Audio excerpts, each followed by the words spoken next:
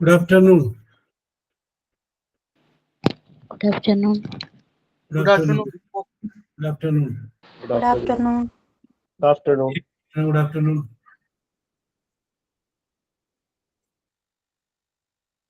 എല്ലാവരും ആയാ?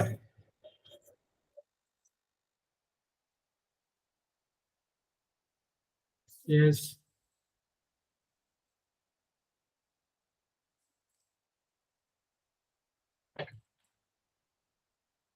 എവിടം വരെയാണ് ടീച്ചർ എടുത്ത് നിർത്തിയിരുന്നേ?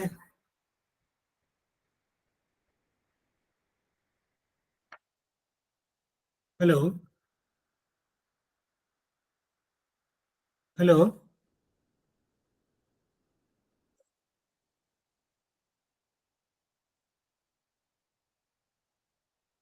ഹലോ കേൾക്കുന്നില്ലേ?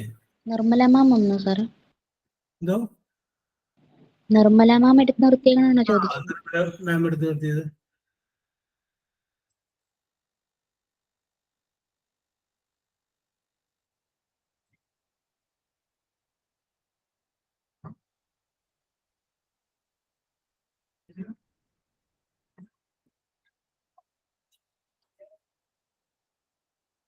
സ്ക്രീനങ്ങൾ പോലും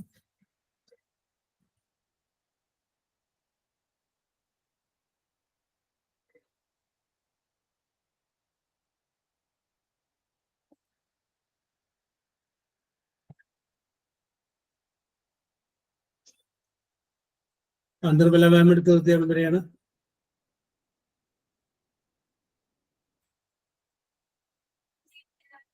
യെസ് പറയൂ. നിർമ്മല മാം എടുത്ത് നിർത്തിയ എവിടം വരെയാണ്?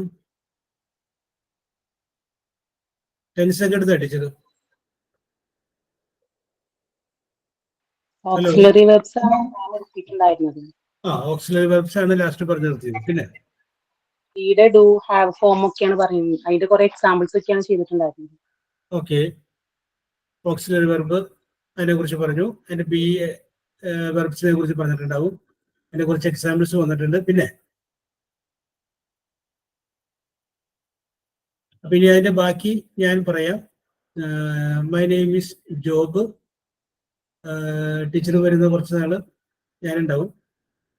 അപ്പൊ നമുക്ക് ഒരു കാര്യം ചെയ്യാം. ടെൻസിനെ കുറിച്ച് ടീച്ചർ പറഞ്ഞിട്ടുണ്ട്. ടെൻസ് ടീച്ചർ പറഞ്ഞിട്ടുണ്ടോ? ഇല്ല സാർ. ഇല്ല. ഓക്കെ. അപ്പൊ നമുക്ക് ടെൻസ് വെച്ച് ആരംഭിക്കാം. ഓക്കെ, അപ്പൊ ഏതെങ്കിലും ടീച്ചർ പറഞ്ഞത് വരെയാണെങ്കിൽ ആ സമയം വരുമ്പോൾ പറഞ്ഞാൽ മതി. ഓക്കെ, സോ ഒരിക്കൽ കൂടി എല്ലാവരും അറ്റൻറ്റീവ് ആവാം. ഓക്കെ. ശരി. അപ്പൊ നമുക്ക് ഒരു വെർബ് എടുത്ത് ഇംഗ്ലീഷിൽ ഒരു വെർബ് എടുത്തു കഴിഞ്ഞാൽ ആ വെർബിന് 3 ടെൻസ് ഉണ്ട്. നമുക്കറിയാവുന്നത് present tense, past tense, past participle. Present, past participle. Okay ശരിയാണ്. അപ്പൊ നമുക്ക് വേണമെങ്കിൽ എക്സാമ്പിൾ പറയാം. ഗോ പ്രസന്റ് ടെൻസ് ആണ്. അതിന്റെ പാസ്റ്റ് ടെൻസ് എന്താണ്? Went and past participle gone. Go, went, gone. Present tense, past tense, past participle. Okay, ഇനി നമുക്ക് അടുത്തായിട്ട് അറിയേണ്ടത് ഈ present tense, past tense, past participle ഉപയോഗിച്ചിട്ട് ഇംഗ്ലീഷിൽ കുറച്ച് ടെൻസിന്റെ ഫോം ഉണ്ടാക്കിയിട്ടുണ്ട്. ടെൻസ് ഫോം അത് 12 എണ്ണം ഉണ്ട്. 12 ടെൻസിന്റെ ഫോം ഞാൻ അതൊന്ന് പറയാം. Simple present, simple past, simple future, present continuous, past continuous, future continuous, present perfect, past perfect, future perfect, present perfect continuous, past perfect continuous, future perfect continuous. അപ്പൊ ഇത് പെട്ടെന്ന് കേൾക്കുമ്പോൾ ഇതൊക്കെ ഏതാണെന്ന് കൂടെ കൺഫ്യൂഷനൊക്കെ നിങ്ങൾക്ക് തോന്നാം. അപ്പൊ ഞാൻ ഈ 12 എണ്ണത്തിന്റെ പേരാണ് പറഞ്ഞത്. Simple present, simple past, simple future, present continuous, past continuous, future continuous, present perfect, past perfect, future perfect, present perfect continuous, past perfect continuous, future perfect continuous. അപ്പൊ ഇംഗ്ലീഷിൽ ഏത് സെന്റൻസ് എഴുതുകയാണെങ്കിലും ഈ പറഞ്ഞ 12 ടെൻസിൽ ഏതെങ്കിലും ഒരു ടെൻസിലായിരിക്കും എഴുതിയിട്ടുണ്ടാവുക. 12 ടെൻസിൽ ഏതെങ്കിലും ഒരു ടെൻസിൽ. അപ്പൊ നമുക്കിനി ഇവിടുന്ന് അങ്ങോട്ട് വേണ്ടത് ഒരു സെന്റൻസ് കാണുമ്പോൾ ഈ 12 ടെൻസിൽ ഏത് ടെൻസിലാണ് ആ സെന്റൻസ് എഴുതിയിട്ടുള്ളത് എന്ന് തിരിച്ചറിയാനുള്ളതാണ് നമ്മളിത് നോക്കാൻ പോകുന്നത്. ഓക്കെ, അപ്പൊ ഞാനിപ്പോ ഒരു 12 ടെൻസിന്റെ പേര് പറഞ്ഞു. നിങ്ങളുടെ ഓർമ്മയിലുണ്ടെങ്കിൽ അതൊന്ന് തിരിച്ചു പറയാമോ? പോട്ടെ, എന്തെങ്കിലും അതിനകത്ത് ഞാനിപ്പോ പറഞ്ഞ 12 എണ്ണത്തിൽ എന്തെങ്കിലും പേര് ഓർമ്മയുണ്ടെങ്കിൽ തിരിച്ചു പറയാമോ? Simple present, Parents, sir. simple past, simple future. Okay, Present continuous, past continuous, future continuous. Very good. Present perfect, past perfect, future perfect. Okay, Present perfect continuous, past perfect continuous, future perfect continuous. Okay, okay, very good, very good. ആ, അതില് നമുക്കിനി first നമുക്ക് നോക്കാൻ പോകുന്നത് simple present എന്ന സെന്റൻസിനെ കുറിച്ചാണ്. Simple present. Simple present ഒരു sentence നമുക്ക് എങ്ങനെ എഴുതാം? സിമ്പിൾ പ്രസന്റ് ആയ സെന്റൻസ് കണ്ടു കഴിഞ്ഞാൽ, അല്ലെങ്കിൽ സെന്റൻസ് കണ്ടു കഴിഞ്ഞാൽ അത് സിമ്പിൾ പ്രസന്റ് ആണെന്ന് തിരിച്ചറിയാൻ സാധിക്കും. ഈ കാര്യമാണ് നമ്മൾ ഇന്ന് ഡിസ്കസ് ചെയ്യുന്നത്. ഓക്കെ, ഓക്കെ, ആരും റെസ്പോണ്ട് ചെയ്യണില്ല. ആ, ശരി ശരി ശരി ശരി ശരി, ഓക്കെ ഓക്കെ ഓക്കെ ഓക്കെ. ആ, സിമ്പിൾ പ്രസന്റ്. ഞാൻ അതിനു മുമ്പ് നിങ്ങളോട് ഞാനൊരു സെന്റൻസ് പറയുകയാണ്. അവർ വരാറുണ്ട് എന്നുള്ളത് നമ്മൾ ഇംഗ്ലീഷിൽ എഴുതുമ്പോൾ എങ്ങനെ എഴുതും? അവർ വരാറുണ്ട് എന്ന് ഇംഗ്ലീഷിൽ നമ്മൾ എഴുതുകയാണെങ്കിൽ എങ്ങനെ എഴുതും? ഒന്ന് എഴുതി. അവർ വരാറുണ്ട്. അവർ എന്നുള്ളതിന് ദേ. അവർ വരാറുണ്ട്.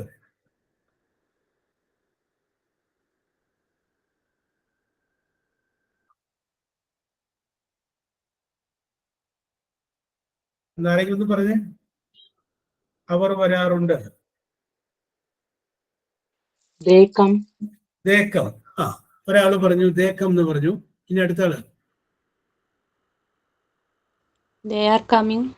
They are coming. അടുത്ത ആള്. They should be come. They should be come. Okay, അടുത്തത്. They should be come. അടുത്തത്.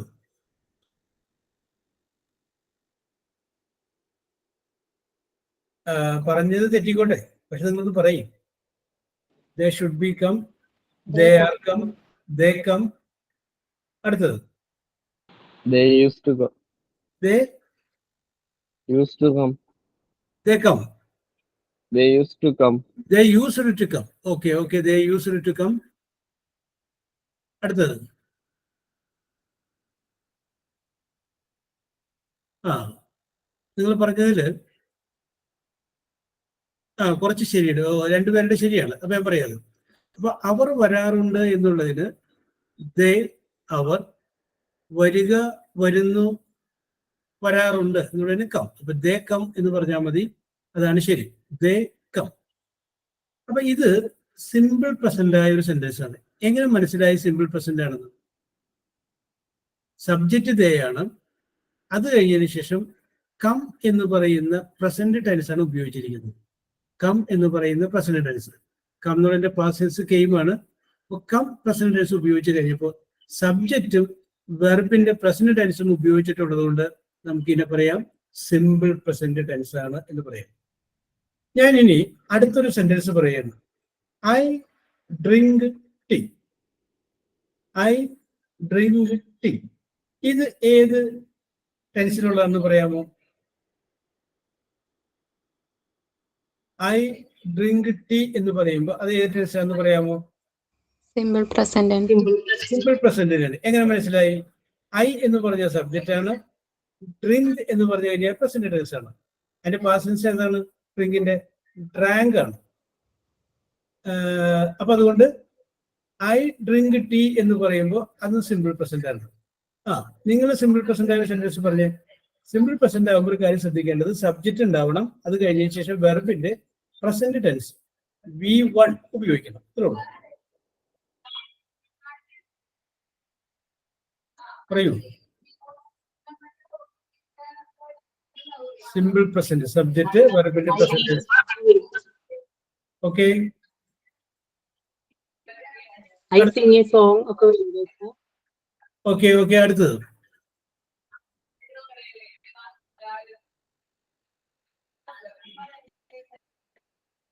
Next I write. I write. ശരിയാണ്. I write letter. Okay, I write letter. I play cricket. I play cricket. Very good. I play cricket. Subject വെർബിന്റെ present tense. I play cricket. I like ice cream. Okay, I like ice cream. I like ice cream. Okay, okay, okay.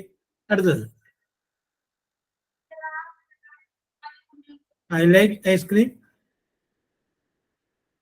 Next one. I work in Canada. I work in Canada. I work in Canada. കാനഡയാണ് സ്വപ്നം എന്ന് തോന്നുന്നു അല്ലേ? I work in Canada. കാനഡയിൽ തന്നെ എത്തട്ടെ. I work in Canada. Next. Okay, അപ്പൊ നിങ്ങൾ പറഞ്ഞത് ശരിയാണ്. സിമ്പിൾ പ്രസന്റ് ആയതിന്റെ എക്സാമ്പിൾ നിങ്ങൾ പറഞ്ഞു. ഞാനിനി ചെറിയൊരു മാറ്റം വരുത്തുകയാണ്. അവർ വരാറുണ്ട് എന്ന് പറഞ്ഞപ്പോൾ നിങ്ങൾ പറഞ്ഞു ദേ കം എന്ന് പറഞ്ഞു. ഞാൻ അവർ എന്നുള്ളത് മാറ്റി, പകരം അവനാക്കി. അവൻ വരാറുണ്ട്. ഒന്ന് ഇംഗ്ലീഷിൽ പറഞ്ഞു. ഹി കംസ് എന്ന് പറഞ്ഞു ഒരാള്. ഹി കം എന്ന് പറഞ്ഞു അടുത്ത ആള്. പിന്നെ He comes. He comes. അടുത്ത ആള്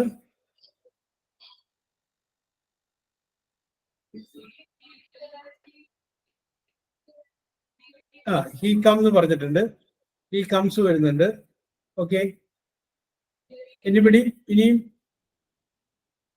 okay okay okay okay okay. Okay. അപ്പോ കുറച്ച് പേര് ശരിയാക്കി, കുറച്ച് പേര് തെറ്റിച്ചു. അപ്പൊ ഇവിടെ നമ്മള് അവർ വരാറുണ്ടെന്ന് പറഞ്ഞപ്പോൾ ദേ കം എന്ന് എഴുതി. അവൻ അത് ശരിയുമായിരുന്നു. അവൻ വരാറുണ്ട് എന്ന് പറഞ്ഞപ്പോൾ നമ്മൾ ഹീ കം എന്ന് കുറച്ച് പേര് എഴുതി, പക്ഷെ അത് തെറ്റാണ്. ഹീ കം എന്ന് കുറച്ച് പേര് എഴുതി, അത് തെറ്റാണ്. എന്തുകൊണ്ട് അത് തെറ്റാണെന്ന് പറയാൻ കാരണം ആർക്കെങ്കിലും പറയാമോ? ഹി സിംഗുലർ അല്ല, അപ്പൊ ഫോം ചേർക്കണ്ട. Okay, very good very good. He singular ആണ്. സിംഗുലർ ആണ് സബ്ജക്റ്റ് എങ്കിൽ അത് കഴിഞ്ഞതിന് ശേഷം പ്രസന്റ് ടെൻസ് ആണ് ഉപയോഗിക്കുന്നതെങ്കിൽ വെർബിന്റെ കൂടെ ഒരു എസ് എന്നും കൂടി ചേർത്തേക്കും. അതാണ് നിയമം. ഇപ്പൊ ഹി എന്ന് പറയുമ്പോൾ സിംഗുലർ ആണ്, ഒരാളല്ലേ ഉള്ളൂ. അവൻ എന്ന് പറയുമ്പോൾ ഒരാളേ ഉള്ളൂ. അപ്പോ കം എന്ന് പറയുന്നതിന്റെ കൂടെ എസ് ഒരു ചേർക്കുക, കംസ് എന്നതാണ് കറക്റ്റ്. അപ്പൊ അതിനു മുമ്പ് നമ്മൾ പറഞ്ഞത് അവർ എന്നാണ്. അവർ എന്ന് പറയുമ്പോൾ ഒന്നിൽ കൂടുതലുണ്ടെങ്കിൽ എസ് ചേർക്കേണ്ടതില്ല.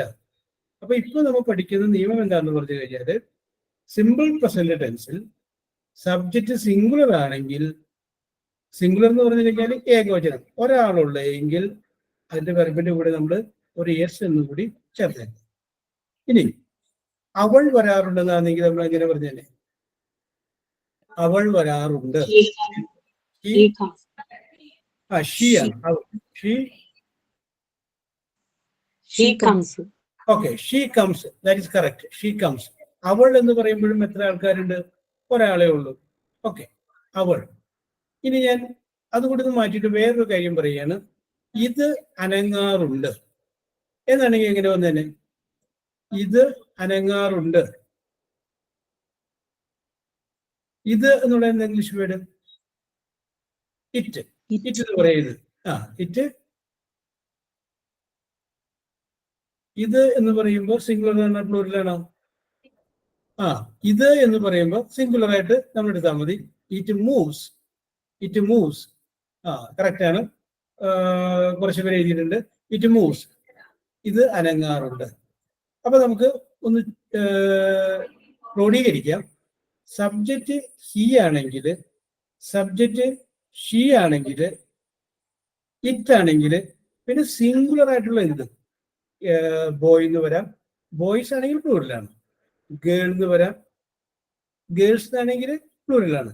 അങ്ങനെ സിംഗുലർ ആയിട്ട് വരുന്ന ഏത് സബ്ജക്റ്റിന്റെ കൂടെയും വെർബ് കഴിഞ്ഞാൽ അതിന്റെ കൂടെ നമ്മൾ എസ് ചേർക്കണം. Okay okay okay okay. ഇനി നമുക്ക് ഇംഗ്ലീഷിൽ സെന്റൻസ് ഫ്രെയിം ചെയ്യുന്നതിനെ കുറിച്ച് ഒരു കാര്യം കൂടി പറഞ്ഞിട്ട് നമുക്ക് സിമ്പിൾ പ്രസന്റിലോട്ട് വേഗം നമുക്ക് തിരിച്ചു വരാം. അപ്പൊ നിങ്ങളുടെ നാട് ഞാനിപ്പോ ഒരു പറവൂരിനെ ബേസ് ചെയ്തിട്ട് സെന്റൻസ് പറയും. ഞാൻ ഇന്നലെ രാവിലെ 10 മണിക്ക് പറവൂരിൽ വെച്ച് ഒരു പാമ്പിനെ വടികൊണ്ട് അടിച്ചു കൊന്നു. ഞാനൊരു സെന്റൻസ് പറഞ്ഞാണ്.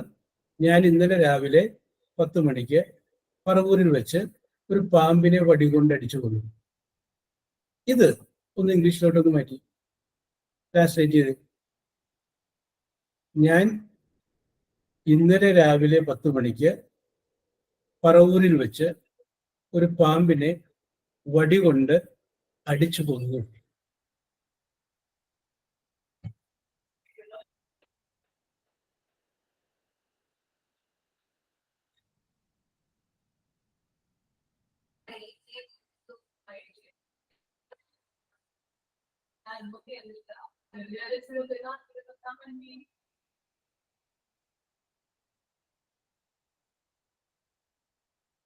എഴുതിയോ? നിങ്ങൾ എങ്ങനെ എഴുതുന്നു എന്ന് അറിയാൻ വേണ്ടിയിട്ടാണ്. ചെറിയ സെന്റൻസ് ആകുമ്പോൾ വളരെ പെട്ടെന്ന് കഴിയും, നിങ്ങൾ എഴുതുകയും ചെയ്യും. ഇതേപോലെ വന്നു കഴിയുമ്പോൾ നിങ്ങൾ എങ്ങനെ കൈകാര്യം ചെയ്യുമെന്ന് അറിയാൻ വേണ്ടിയിട്ടാണ് ഞാൻ വേറെയും കുറച്ച് കാര്യങ്ങളായിട്ട് അതോടൊരു സെന്റൻസ് പറഞ്ഞത്.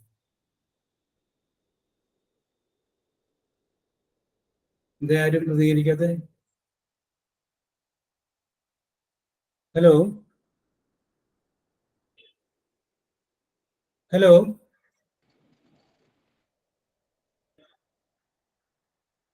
Yes. I killed a snake yesterday morning at Paravur. I killed a snake yesterday at 10 AM at Paravur. Okay. അടുത്ത ആള്.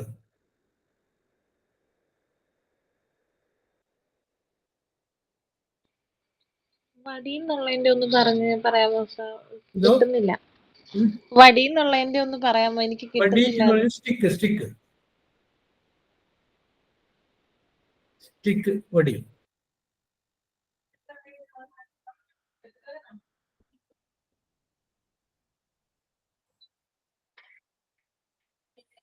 വടി എന്നുള്ളതിന് stick.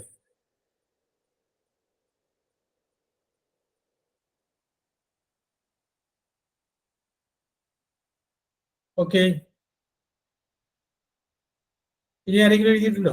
I kill a snake. Tessy George എഴുതുന്നു yesterday morning at 10 o'clock using a stick. Okay. അടുത്തത് Shindo Sunny. I killed a snake with a stick yesterday 10 o'clock. Okay.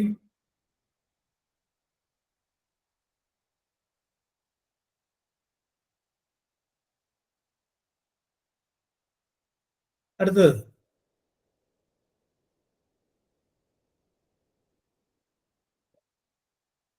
Okay. ഞാനില്ല. Okay. അപ്പൊ എഴുതാത്തവര് നിങ്ങളുടെ മനസ്സിൽ എഴുതി കാണുമെന്ന് എനിക്കറിയാം.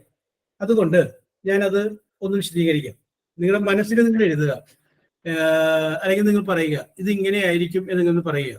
അത് കഴിഞ്ഞതിന് ശേഷം നമ്മൾ ഡിസ്കസ് ചെയ്യുമ്പോൾ അതുപോലെ തന്നെ വരുന്നുണ്ടോ എന്ന് നോക്കാം. Okay okay okay okay okay okay ശരി, എടുത്ത് നോക്കട്ടെ.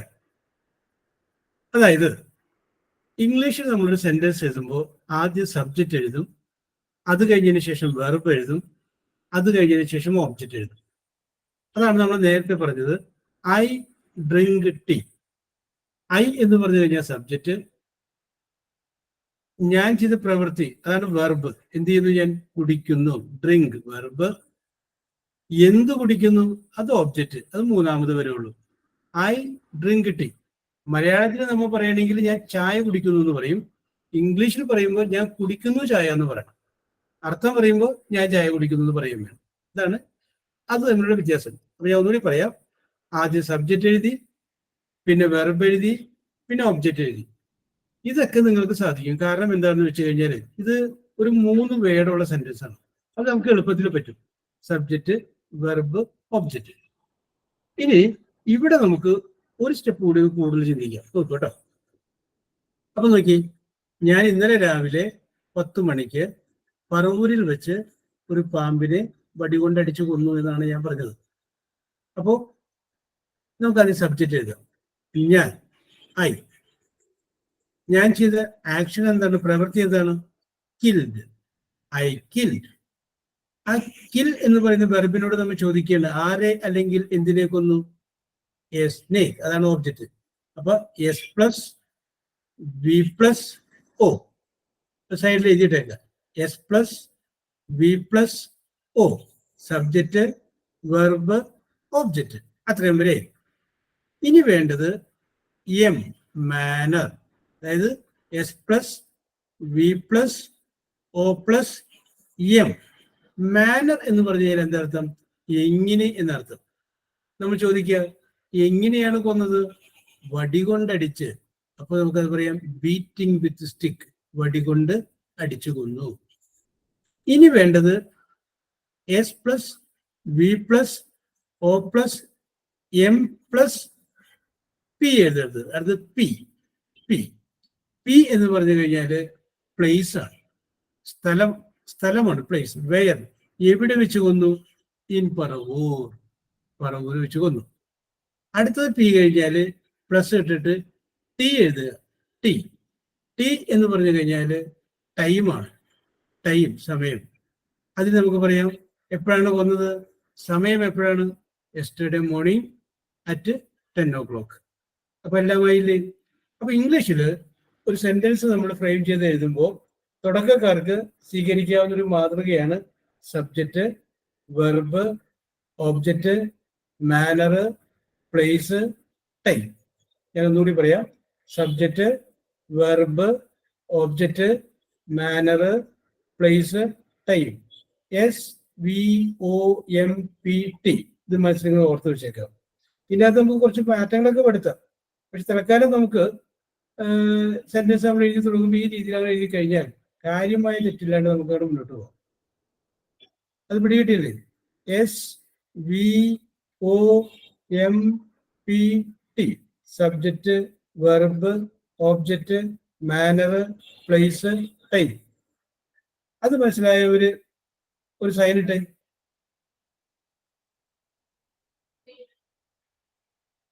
Okay okay okay okay. ആ സെയിം വന്നിട്ടുണ്ട്. അത് പിടികിട്ടിയാലോ? ആ okay. Subject, verb, object, manner, place, time. അപ്പൊ ഇനി വീണ്ടും തിരിച്ചങ്ങോട്ട് വരാം. സിമ്പിൾ പ്രസന്റിലോട്ട് തന്നെ വരാം. അപ്പൊ സിമ്പിൾ പ്രസന്റ് ആയ സെന്റൻസ് എഴുതുമ്പോൾ നമുക്ക് സബ്ജക്റ്റും വെർബും ഓബ്ജക്റ്റും മാനറും പ്ലേസും ടൈമും റെഡിയാക്കി നമുക്ക് എഴുതാം. പക്ഷെ നമുക്ക് ഇവിടെ വേണ്ടത് ടെൻസ് എന്താണെന്ന് പഠിക്കുക എന്നുള്ളത് മാത്രമാണ്. അപ്പൊ ടെൻസ് എന്താണെന്ന് പഠിക്കാൻ വേണ്ടിയിട്ട് നമുക്ക് സബ്ജക്റ്റ് ഏതാണ്, വെർബ് ഏതാണെന്ന് മാത്രം അറിഞ്ഞാൽ മതി. സബ്ജക്റ്റും വെർബും പറഞ്ഞു കഴിഞ്ഞാൽ നമുക്ക് അത് ഏത് ടെൻസിലാണ് എഴുതിയിരിക്കുന്നത് നമുക്ക് പറയാം. ഇവിടെ നമ്മൾ നേരത്തെ പറഞ്ഞു സബ്ജക്റ്റ്. അപ്പൊ നിങ്ങൾ എവിടെ സൈഡില് നോട്ട് ചെയ്യാൻ പുറകിൽ തരാം. സൈഡില് സിമ്പിൾ പ്രസന്റ് ഒരു ഹെഡിങ് കൊടുക്കുക. Simple present. സിമ്പിൾ പ്രസന്റ് എന്ന് പറയുന്ന ഒരു ഹെഡിങ് കൊടുക്കുക. എന്നിട്ട് അതിന്റെ താഴെ subject plus verb S plus V, വിയുടെ ബ്രാക്കറ്റില് പ്രസന്റ് എന്ന് കൂടി എഴുതാം.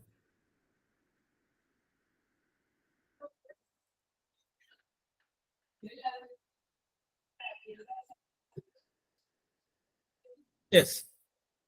സബ്ജക്റ്റ് പ്ലസ് വി, വിയുടെ ബ്രാക്കറ്റില് പ്രസന്റ് എന്ന് എഴുതുക. അതിന്റെ അർത്ഥം സബ്ജക്റ്റ് എഴുതി പിന്നെ വെർബിന്റെ പ്രസന്റ് ടെൻസുമാണ് ഉപയോഗിച്ചിരിക്കുന്നത് എങ്കിൽ നമുക്ക് അതിനകത്ത് പറയാം സിമ്പിൾ പ്രസന്റ് എന്ന് പറയാം. സബ്ജക്റ്റും വെർബിന്റെ പ്രസന്റ് ടെൻസുമാണെങ്കിൽ അതിന് നമുക്ക് സിമ്പിൾ പ്രസന്റ് എന്ന് പറയാം. ഓക്കെ. അപ്പൊ ഞാൻ നേരത്തെ പറഞ്ഞു അവൻ വരാറുണ്ട് എന്നുള്ള അർത്ഥം വരുമ്പോൾ നമുക്ക് ഹി കംസ് എന്ന് വരും. അവർ വരാറുണ്ടെന്നാണെങ്കിൽ ദേ കം എന്ന് പറയും. ഞാൻ ഈ സെന്റൻസിനെ ഒന്ന് നെഗറ്റീവ് ആക്കിയത്. അവർ വരാറുണ്ട് എന്നുള്ളതിന് ദേ കം എന്നാണെങ്കിൽ, അവർ വരാറില്ല എന്നാണെങ്കിൽ എന്ത് പറഞ്ഞാല്? അവർ വരാറില്ല എന്നാണെങ്കിൽ എന്ത് പറഞ്ഞാല്? ഒന്ന് പറഞ്ഞേ. They not come. They not come. പിന്നെ ദേ നോട്ട് കം എന്നൊരാൾ പറഞ്ഞിട്ടുണ്ട്. പിന്നെ നിങ്ങളുടെ നിങ്ങളുടെ അഭിപ്രായങ്ങൾ ആദ്യം പറയൂ.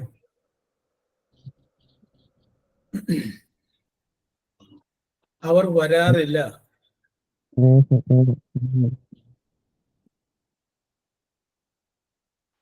They do not They come. don't come. അത് വർഷ എഴുതിയേക്കുന്നതാണ്. വർഷ they don't come. പിന്നെ Chinchu they don't come. Tessy George they do not come. They do not come. They do not come. Fasila. Femi, they don't come. Anup, they never come. അപ്പൊ they never come എന്ന് പറയുമ്പോൾ ഒരിക്കലും വരാറില്ലെന്നാണ് കേട്ടോ. നമുക്ക് ഒരിക്കലും എന്നുള്ള വാക്ക് വേണ്ട, വരാറില്ല. They should not be come. They should not be come. അത് ബിനോയ് എഴുതിയേക്കുന്നതാണ്.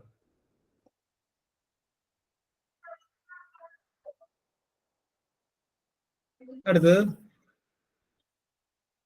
യെസ്. ഓക്കെ, ഇനി ആരുമില്ലാതെ വിചാരിക്കുന്നു. കുറച്ച് പേര് എഴുതിയതിനകത്ത് കറക്റ്റ് ആണ്. ദേ കം എന്ന് പറഞ്ഞു കഴിഞ്ഞാൽ അവർ വരാറുണ്ട്. They do not come. Do plus not don't ആണ്. ദേ ഡു നോട്ട് കം എന്ന് പറഞ്ഞു കഴിഞ്ഞാൽ അവർ വരാറില്ല. ദേ ഡു നോട്ട് കം, അവർ വരാറില്ല. ഇനി ഞാൻ അടുത്തൊരു സെന്റൻസ് ഒന്ന് മാറ്റി പറയുകയാണ്. അവൻ വരാറുണ്ട് എന്നാണെങ്കിൽ നമ്മൾ നേരത്തെ പറഞ്ഞു ഹി കംസ് എന്ന് പറഞ്ഞു. അതിന്റെ നെഗറ്റീവ് നമ്മൾ എഴുതണം. അവൻ വരാറില്ല. എങ്ങനെ എഴുതും? അതിന്റെ നെഗറ്റീവാണ് നമ്മൾ എഴുതുന്നതെങ്കിൽ അത് നമ്മൾ എങ്ങനെ എഴുതും? അവൻ വരാറില്ല. ഓക്കെ, ഓരോരുത്തരും എഴുതിയിട്ടുണ്ട്. He does not come. He does not come.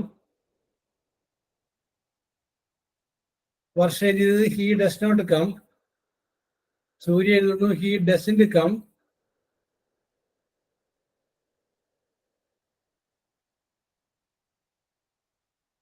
Chinchu he doesn't come. Stephy he doesn't come. Fasila he does not come. Binoy, he does not come. Susmita, he does not come.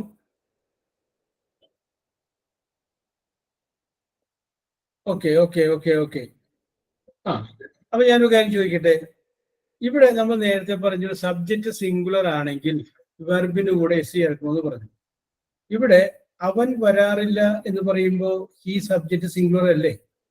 അപ്പൊ വെർബിന്റെ കൂടെ എസ് ചേർക്കേണ്ടതല്ലേ? എന്താ നിങ്ങളുടെ അഭിപ്രായം? He എന്ന് പറയുമ്പോൾ subject singular അല്ലേ? വെർബിന്റെ കൂടെ S ചേർക്കേണ്ടതല്ലേ?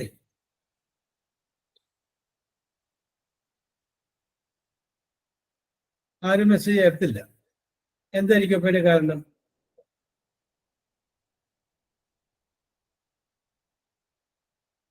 ആർക്കെങ്കിലും പറയാമോ?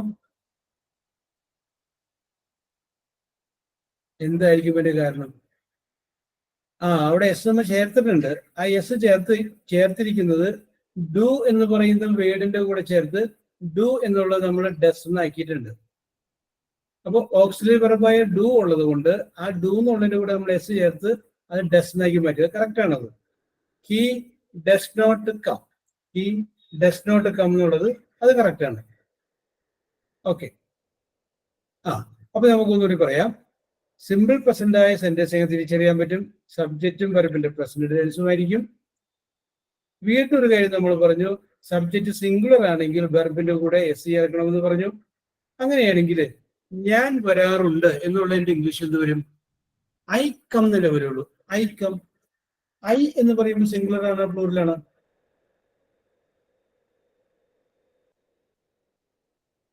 ഐ ഞാൻ എന്ന് പറയുമ്പോൾ സിംഗുലർ ആണോ പ്ലൂറലാണോ? എത്ര ആളുകളുണ്ട്?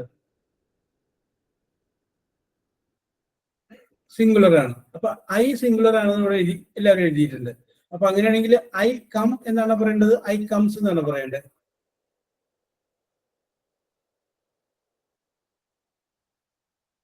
ഐ കം എന്നാണോ പറയേണ്ടത്, ഐ കംസ് എന്നാണോ പറയേണ്ടത്?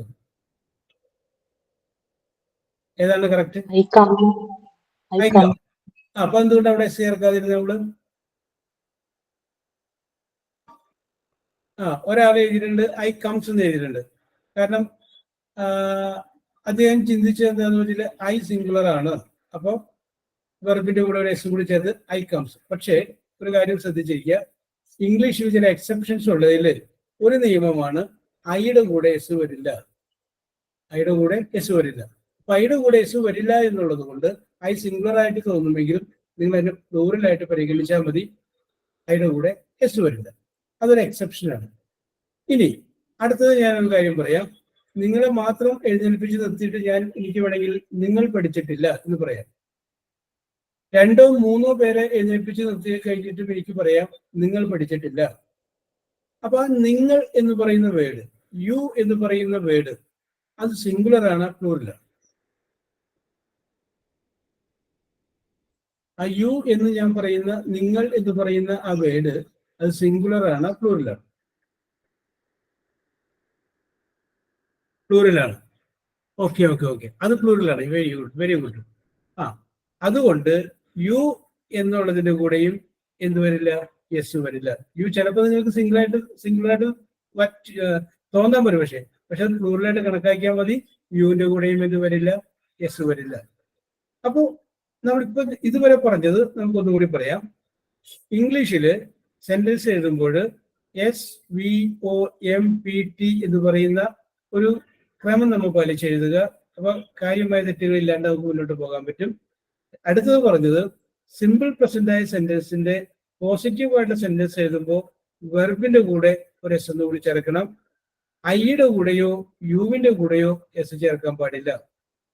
ഓക്കെ, ഇതാണ് നമ്മൾ സിമ്പിൾ പ്രസന്റുമായി ബന്ധപ്പെട്ട് നമ്മൾ പഠിച്ചത്. ഇനി നമുക്ക് വേണ്ടത്, ഇപ്പൊ നമ്മൾ പറഞ്ഞ ഈ സെന്റൻസ്, അതായത് സിമ്പിൾ പ്രസന്റ് ആയ സെന്റൻസ്, അവൻ വരാറുണ്ട്, ഹി കംസ് എന്ന് പറഞ്ഞു. അവർ വരാറുണ്ട്, ദേ കം എന്ന് പറഞ്ഞു. അവർ വരാറില്ല എന്നാണെങ്കിൽ ദേ ഡു നോട്ട് കം എന്ന് പറഞ്ഞു. ഇനി ഞാൻ ചെറിയൊരു മാറ്റം വരുത്തുകയാണ്. അത് ഞാനൊരു ചോദ്യമായിട്ട് മാറ്റുകയാണ്. എന്നിട്ട് ഞാൻ ചോദിക്കുന്നു, അവർ വരാറുണ്ടോ? ഇത് ക്വസ്റ്റ്യൻ മാർക്ക്. അവർ വരാറുണ്ടോ എന്നാണെങ്കിൽ അതെങ്ങനെ എഴുതാൻ പറ്റും? അവർ വരാറുണ്ടോ എന്നാണെങ്കിൽ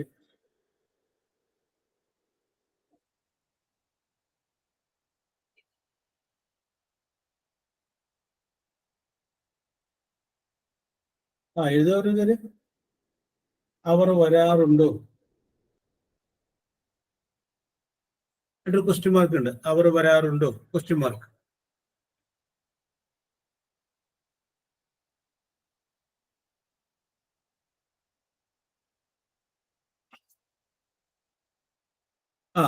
ഡു ദേ കം എഴുതിയിട്ടുണ്ട് Varsha. Tessy do they come. Do they come. അടുത്തത്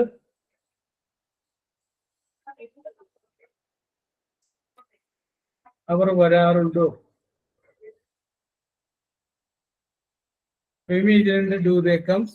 ഫെമിയാണ് ക്വസ്റ്റ്യൻ മാർക്ക് ഇട്ടേക്കുന്നത്, മറ്റാരും ക്വസ്റ്റ്യൻ മാർക്ക് ഇട്ടില്ല. Okay okay okay. സൂര്യ എഴുതിയിട്ടുണ്ട് do they come. Sindo Hanni do they come, question mark ഉണ്ട്. Fazeela do they come.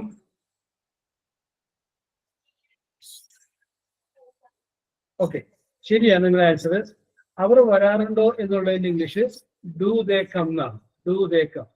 അപ്പൊ അത് ഒരു ഓർത്തിരിക്കാനായിട്ട് നമുക്കൊരു ടെക്നിക്കലും ഞാനത് പറയുകയാണ്, എഴുതാത്തവരെ സംബന്ധിച്ച്. അവർ വരാറില്ല എന്നുള്ളത് നമ്മൾ എഴുതി കഴിഞ്ഞപ്പോ ദേ ഡു നോട്ട് കം എഴുതി. They do not come. ആ ദേ ഡു നോട്ട് കമ്മില നോട്ടങ്ങട് കളയാം. നോട്ടങ്ങട് കളഞ്ഞിട്ട് ഡു എടുത്ത് ആദ്യം പറയാം. അപ്പൊ എന്തായി? Do they come.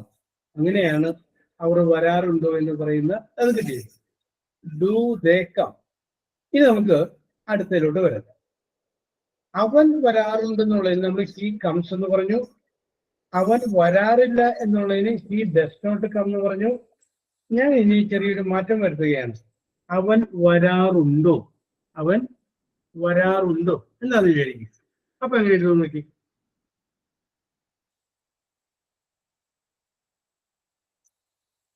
അവൻ വരാറുണ്ടോ?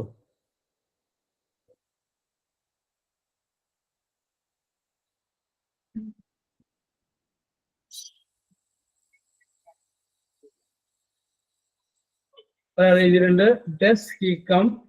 Does he come. രേവതി എഴുതി does he come. Does he come. Nithya does he come.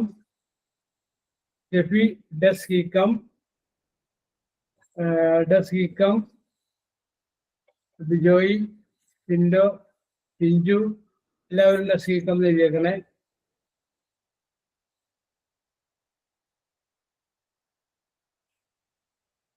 Okay, does he come Megha എഴുതിയിട്ടുണ്ട്.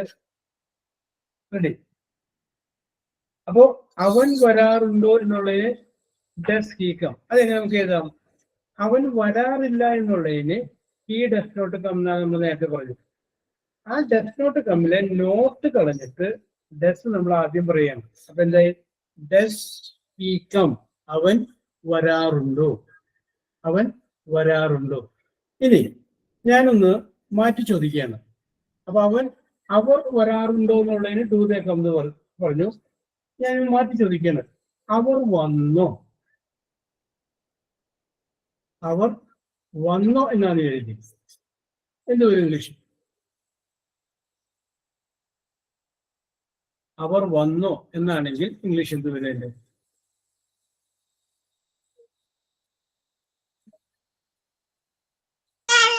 Did they come?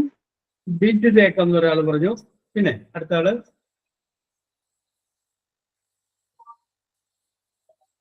Did they come. Okay okay. ഓരോരുത്തർ എഴുതിയിട്ടുണ്ട്. ഫസീൽ എഴുതിയിട്ടുണ്ട് did they come. Surya did they come. Did they come Tessy. Sindhu Sunny did they come.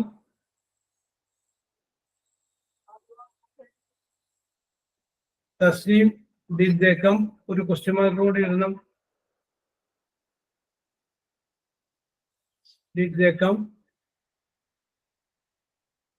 Okay. ഇനി did they come എന്നുള്ളത് ശരിയാണ്. ഞാൻ ഈ ചെറിയൊരു മാറ്റം വരുത്തുകയാണ്. അപ്പൊ അവർ വരാറുണ്ടോ എന്നുള്ളത് നിങ്ങൾ എഴുതി. അവർ വന്നോ എന്നുള്ളത് എഴുതി. ഇനി അത് മാറ്റം വരുത്തി അവർ വരുമോ? അവർ വരുമോ എങ്ങനെ എഴുതും?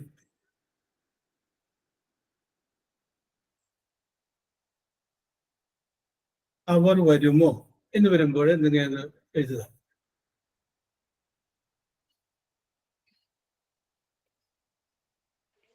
Will they come? Will they come ഒരാൾ പറഞ്ഞു.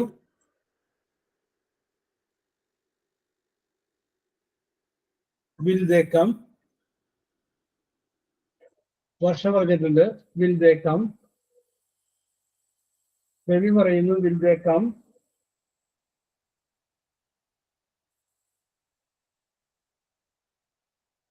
നിത്യ വിൽ ദേ കം.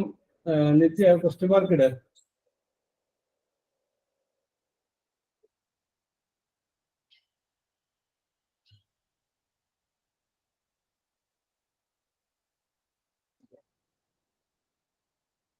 ഇനി സിൻഡോ വിൽ ദേ കം.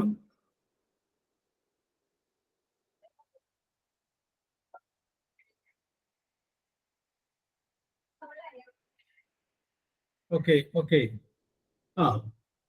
ശരിയാണ്. നിങ്ങളുടെ ആൻസർ കറക്റ്റ് ആണ്. വിൽ ദേ കം എന്ന് പറഞ്ഞു കഴിഞ്ഞാൽ അവർ വരുമോ? അപ്പൊ നമ്മൾ മനസ്സിലാക്കേണ്ടത് ഈ ചുരുങ്ങിയ ഇത്രയും സമയത്തിനുള്ളിൽ ഞാൻ 3 ടെൻസിലൂടെയാണ് കടന്നുപോയത്. സിമ്പിൾ പ്രസന്റിലൂടെ പോയി, സിമ്പിൾ പാസ്റ്റിലൂടെ പോയി, സിമ്പിൾ ഫ്യൂച്ചറിലൂടെ പോയി. അത് നിങ്ങൾക്ക് അറിയാമോ എന്ന് അറിയാൻ വേണ്ടിയിട്ട് ഞാൻ പേര് പറയാതെ ഇങ്ങനെ പറഞ്ഞുകൊണ്ടിരുന്നത്. അപ്പൊ ഡിഡ് വന്നു കഴിഞ്ഞപ്പോൾ സിമ്പിൾ പാസ്റ്റിലോട്ട് പോയി, വില്ല് വന്നു കഴിഞ്ഞപ്പോൾ അത് സിമ്പിൾ ഫ്യൂച്ചറിലോട്ട് പോയി. ഇനി ഓക്കെ, ഞാൻ നേരത്തെ പറഞ്ഞു സിമ്പിൾ പ്രസന്റ് എന്ന് എഴുതിയിട്ട് സബ്ജക്റ്റ് പ്ലസ് വെർബിന്റെ പ്രസന്റ് ടെൻസ് എഴുതുമെന്ന് പറഞ്ഞു. ഇനി ഞാൻ അടുത്ത് പറയുന്നത് സിമ്പിൾ പ്രസന്റ് കഴിഞ്ഞിട്ട് അടുത്ത് എഴുതുക simple past. Simple past. Simple past, SIMPLE PAST, simple past. അത് എങ്ങനെ തിരിച്ചറിയാൻ പറ്റും? സബ്ജക്റ്റ് പ്ലസ് വെർബിന്റെ പാസ്റ്റ് ടെൻസ്. സബ്ജക്റ്റ് പ്ലസ്, അപ്പോ S+V ബ്രാക്കറ്റിലെ past. Past means past tense. S+V subject plus verb past tense. S+V ബ്രാക്കറ്റിലെ പാസ്റ്റ്, PAST. ഓക്കെ, ഇനി അടുത്തത് സിമ്പിൾ ഫ്യൂച്ചർ ആണ്.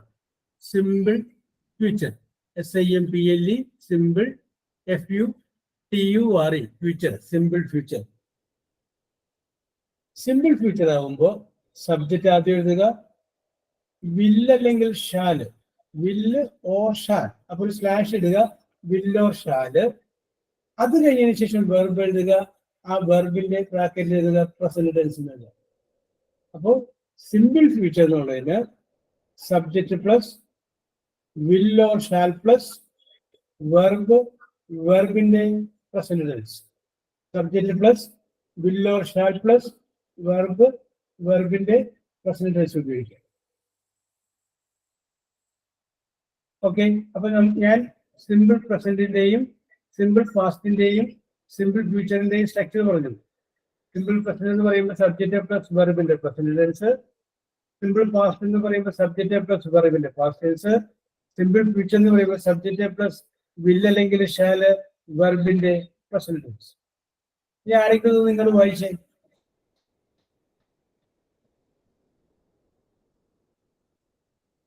മൂന്ന് ടെൻസ് ഒന്ന് വായിച്ചു പറഞ്ഞേ. Simple present subject plus verb present tense. Very good. Simple past subject plus verb past tense. Simple future subject will or shall plus verb present tense. Very good, very good. അടുത്ത ആള് ഇനി ആരെങ്കിലും? Simple present tense subject plus verb plus present tense. Simple past subject plus verb plus past tense. Okay. Simple future പറയുന്നത് subject plus will or shall plus verb present tense. Very good, very good. അടുത്തത് അടുത്ത ആള്. Simple present subject plus verb present tense. Simple പാസ്റ്റില് subject plus verb past tense. Okay. Simple ഫ്യൂച്ചറിൽ subject plus will or shall plus verb present tense. Very good, very good. അടുത്തത് simple പ്രസന്റില് subject plus verb present tense. Simple future subject plus verb past tense. Simple future subject plus will or shall plus verb present tense. Subject plus will or shall plus വെർബിന്റെ present tense. അപ്പൊ simple present എന്താണ്, simple past എന്താണ്, simple future എന്താണ് ഞാൻ പറഞ്ഞു. ഇനി ഞാൻ വീണ്ടും സിമ്പിൾ പ്രസന്റിലോട്ട് തന്നെ വരികയാണ്. സിമ്പിൾ പ്രസന്റിലോട്ട് വരികയാണ്. അപ്പൊ സിമ്പിൾ പ്രസന്റ് ആയ ഒരു വാചകം നമ്മൾ എഴുതുമ്പോൾ ഏതെല്ലാം സന്ദർഭങ്ങളിലാണ് നമ്മൾ സിമ്പിൾ പ്രസന്റ് ആയ വാചകം ഉപയോഗിക്കുന്നത് എന്നുള്ളതാണ് നമ്മൾ അടുത്ത് നോക്കുന്നത്. ഇപ്പൊ എക്സാമ്പിൾ ആയിട്ട് പറഞ്ഞു കഴിഞ്ഞാൽ സിമ്പിൾ പ്രസന്റിൽ എപ്പോഴും ഒരു ഹാബിച്വൽ ആക്ഷനാണ്. ഹാബിച്വൽ എന്ന് പറഞ്ഞാൽ സ്ഥിരമായിട്ട് ചെയ്തുകൊണ്ടിരിക്കുന്ന ഒരു ആക്ഷനെയാണ് ഹാബിച്വൽ ആക്ഷൻ എന്ന് പറയുന്നത്. ഹാബിറ്റ് എന്നൊരു വാക്കിനകത്താണ് വാട്ട് ഈസ് യുവർ ഹാബിറ്റ് എന്ന് ചോദിക്കാറില്ലേ? സ്വഭാവം. ഒരു ഹാബിച്വൽ ആയിട്ടുള്ള ഒരു സ്വഭാവമാണ് ഹാബിറ്റ്, സ്വഭാവം. അപ്പോൾ ഹാബിച്വൽ ആക്ഷനാണ് സിമ്പിൾ പ്രസന്റിൽ കാണിക്കുന്നത്. എക്സാമ്പിൾ ആയിട്ട് പറഞ്ഞു കഴിഞ്ഞാൽ ദേ ഗോ ടു ടെമ്പിൾ, അവർ അമ്പലത്തിൽ പോകാറുണ്ട്. ദേ ഗോ ടു ടെമ്പിൾ, അത് അവരുടെ ഹാബിറ്റാണ്, ഇത് ഹാബിച്വൽ ആക്ഷനാണ്. അതുപോലെ നിങ്ങൾ ഒരെണ്ണം പറഞ്ഞേ, ഒരു ഹാബിച്വൽ ആക്ഷന്റെ എക്സാമ്പിൾ പറഞ്ഞേ.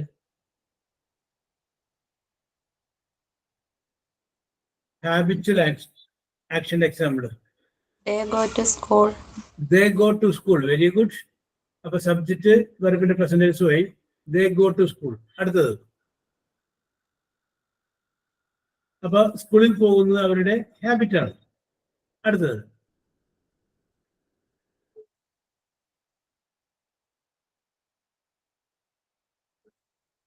ആരെങ്കിലും പറയൂ, തെറ്റിക്കോട്ടെ. ഒരു ഹാബിച്വൽ ആക്ഷൻ. നമുക്ക് പറയാം, I drink milk, they drink tea, we use fountain pen. All these are habitual action. ഇതെല്ലാം എന്താണ്? ഒരു ഹാബിച്വൽ ആക്ഷൻ. അപ്പൊ നമുക്ക് പറയാം, സിമ്പിൾ പ്രസന്റ് ടെൻസ് ഉപയോഗിക്കുന്നത് ഒന്ന് ഹാബിച്വൽ ആക്ഷനെ കാണിക്കാൻ വേണ്ടിയിട്ടാണ്. രണ്ടാമത് അത് കാണിക്കുന്നത് tell about the universal truth. എന്താണ് യൂണിവേഴ്സൽ ട്രൂത്ത് എന്ന് പറഞ്ഞു കഴിഞ്ഞാല്? സനാതനമായിട്ടുള്ള ചില കാര്യങ്ങൾ. അതായത് അങ്ങനെയേ അത് നടക്കൂ, അത് അങ്ങനെയാണ്. അപ്പൊ അങ്ങനെയുള്ള ഒരു എക്സാമ്പിൾ എന്ന് പറഞ്ഞു, യൂണിവേഴ്സൽ ട്രൂത്ത് ആയിട്ടുള്ള ഒരു എക്സാമ്പിൾ ആരെങ്കിലും? Sun rises in the east. ഓ, സൺ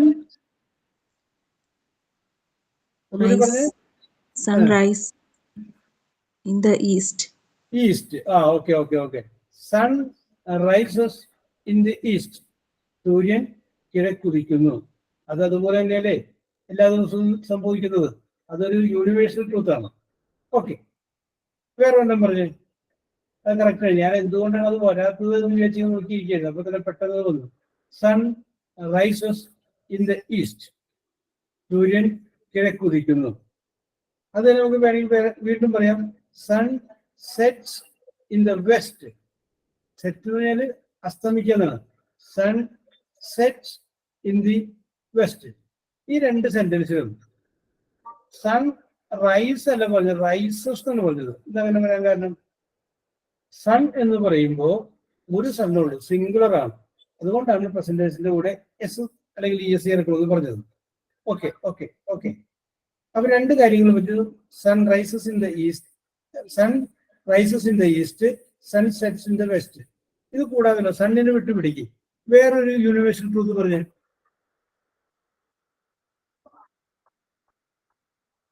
മറ്റൊരു യൂണിവേഴ്സൽ ട്രൂത്ത്.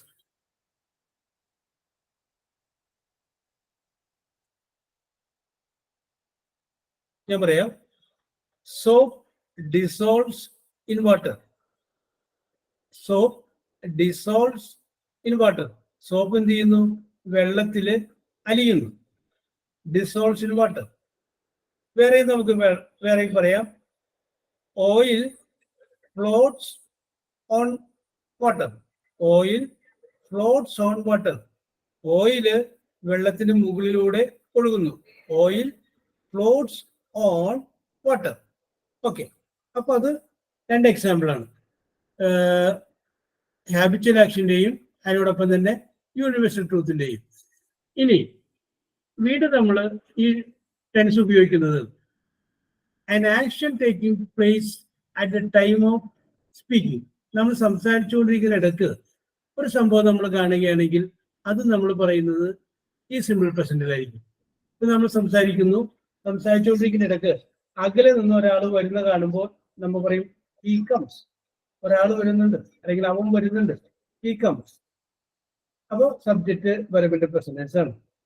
അതുപോലെ തന്നെ നമ്മളിപ്പോ ഓൺലൈൻ ക്ലാസ്സിൽ പങ്കെടുത്തുകൊണ്ടിരിക്കുന്ന സമയത്ത് കിച്ചണിൽ നിന്ന് അമ്മയുടെ ഉച്ചത്തിലുള്ള സംസാരം കേൾക്കുന്നു. അപ്പൊ നമ്മൾ പറയുന്നു mother speaks loudly. Mother speaks loudly. അപ്പോൾ മറ്റൊരു കാര്യം നടന്നുകൊണ്ടിരിക്കുന്നതിനിടയ്ക്ക് നമ്മൾ കാണുന്ന ചില കാര്യങ്ങൾക്ക് അതും സിമ്പിൾ പ്രസന്റ് ടെൻസിലാണ് ഉപയോഗിക്കുന്നത്. അപ്പൊ ഞാൻ നിങ്ങൾ മറന്നു പോവാതിരിക്കാൻ വേണ്ടിയിട്ട് ഇപ്പോ ഈ ഒരു മണിക്കൂറിൽ നമ്മൾ പറഞ്ഞ കാര്യങ്ങൾ ഞാനൊന്ന് ക്രോഡീകരിച്ച് പറയുകയാണ്.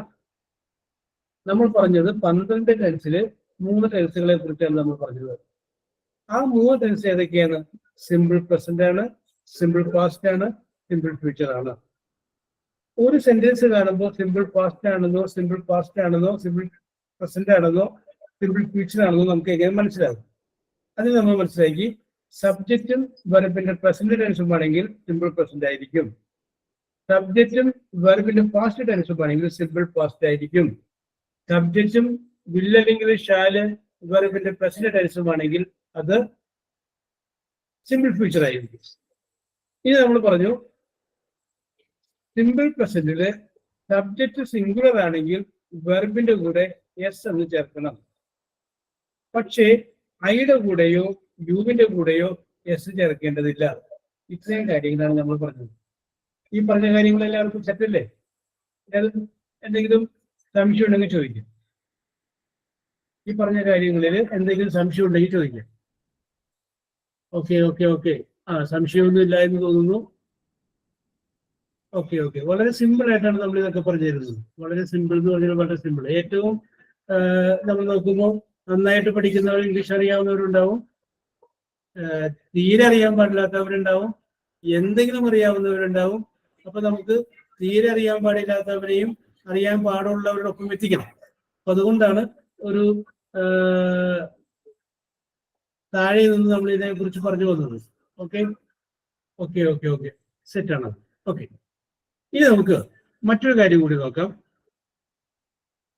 അത് സം പൊളൈറ്റ് റിക്വസ്റ്റ്. അത് നമ്മൾ ഇനി ടെൻസ് നമ്മൾ നിർത്തിയിട്ടാണ്. ടെൻസ് നമ്മൾ ഇനി അടുത്ത ദിവസം പറയുന്നുള്ളൂ. ടെൻസ് നമ്മൾ നിർത്തി. അത് കഴിഞ്ഞതിന് ശേഷം നമ്മൾ മറ്റൊരു കാര്യം പറയാം. Some polite request.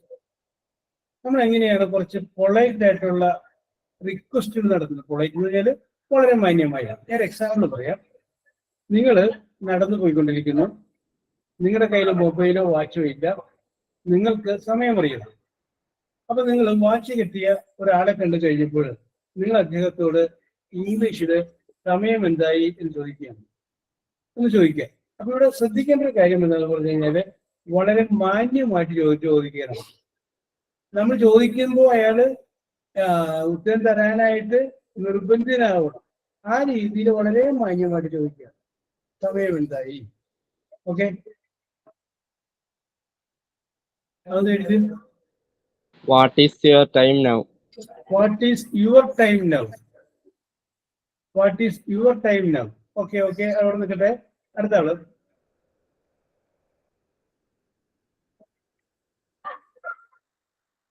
What is your time now? അടുത്തത്.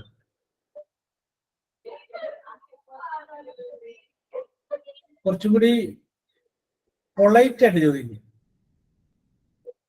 വളരെ മര്യാദയോടുകൂടി, സൗമ്യമായി, പൊളൈറ്റ്, മാന്യതയോടുകൂടി ചോദിക്കും.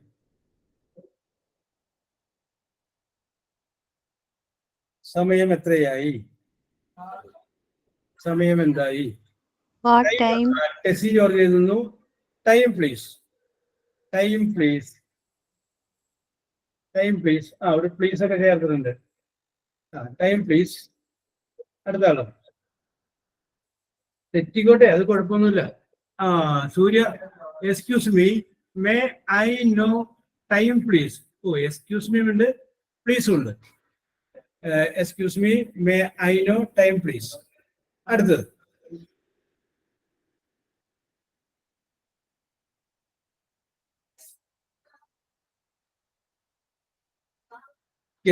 Faseela, can you please tell me what time is it?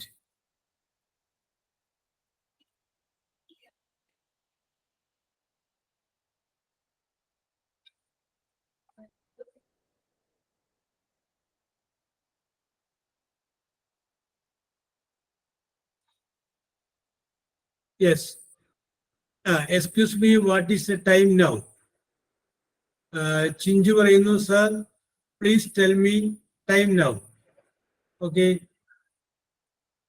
Okay. What is the time now? Nitya. What is the time now, please?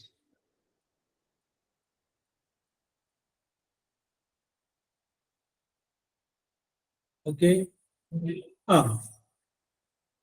കുഴപ്പമില്ല. What is the time? Okay, അത് ചോദിക്കുന്നതിന് തൊട്ട് what is the time, എന്താണ് സമയം നമ്മൾ ചോദിച്ചു. അത് ചോദിക്കുന്നതിന് മുമ്പ് അതിന്റെ മുന്നിൽ എന്തും കൂടി ചേർക്കുക? ഒരു എക്സ്ക്യൂസ് മീ കൂടി ചേർത്തേക്കാം. Excuse me, what is the time now? Excuse me, what is the time now? അപ്പോ ആ എക്സ്ക്യൂസ് മീ എന്നുള്ള വേർഡ് ആദ്യം ചേർത്തിട്ട് ഇതുപോലെയുള്ള സിമിലർ ആയ വേറെ എന്തെങ്കിലും റിക്വസ്റ്റ് പറഞ്ഞു. നിങ്ങൾ എക്സ്ക്യൂസ് മീ എന്നുള്ള വേർഡ് ആദ്യം ചേർത്തിട്ട് സിമിലർ ആയിട്ടുള്ള ഒരു റിക്വസ്റ്റ്. ഇപ്പൊ ഞാനൊരു ഉദാഹരണം പറയാം. നിങ്ങളിപ്പോ ഒരു റോഡിന്റെ സൈഡിലൂടെ കടന്നു പോകുന്നു, കുറച്ച് പേര് അവിടെ നിൽപ്പുണ്ട്. അവരൊന്ന് മാറിയെങ്കിലേ നിങ്ങൾക്ക് അങ്ങനെ പോകാൻ പറ്റും. അപ്പൊ നിങ്ങൾ അവിടെ വന്നിട്ട് പറയുകയാണ് excuse me let me go, excuse me let me go. അപ്പൊ അവരെല്ലാവരും കൂടി വെച്ചിട്ട് മാറി. അതുപോലെ എക്സ്ക്യൂസ് മീ, പിന്നെ നമ്മുടെ ആവശ്യം കൂടി പറയാം. ആ രീതിയിൽ ഒരു സെന്റൻസ് പറഞ്ഞ്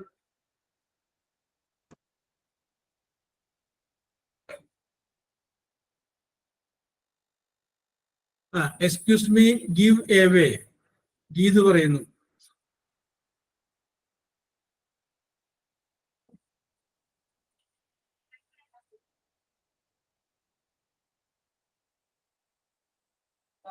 എക്സ്ക്യൂസ് മീ വെച്ചിട്ട് നിങ്ങളിപ്പോ ഒരു റോട്ടിൽ നിൽക്കുക, നിങ്ങൾക്ക് ഒരു സ്ഥലം അറിയില്ല, നിങ്ങൾക്ക് വേണമെങ്കിൽ ഞാനൊരു ചാൻസ് ഇടയില്ല, നിങ്ങൾക്ക് ആ സ്ഥലം അറിയില്ല, നിങ്ങൾക്ക് ഒരു വഴി ചോദിക്കണം. Excuse me give me a pen, Megha. Excuse me give your phone please.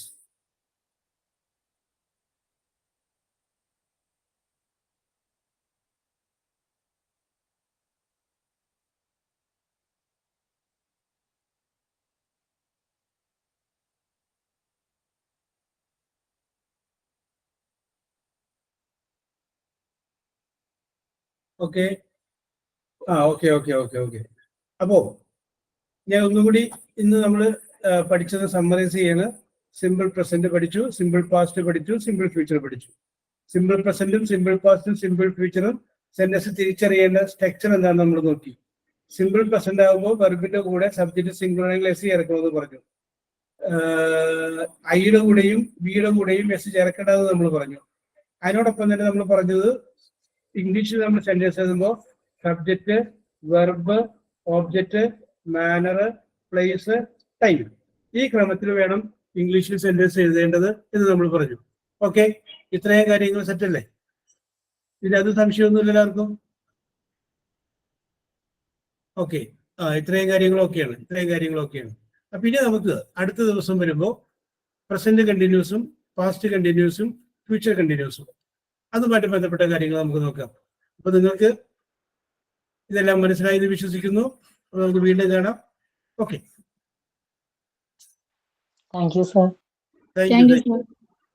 Thank you, sir. Thank you sir. സാറിന്റെ പേരെന്താണ്?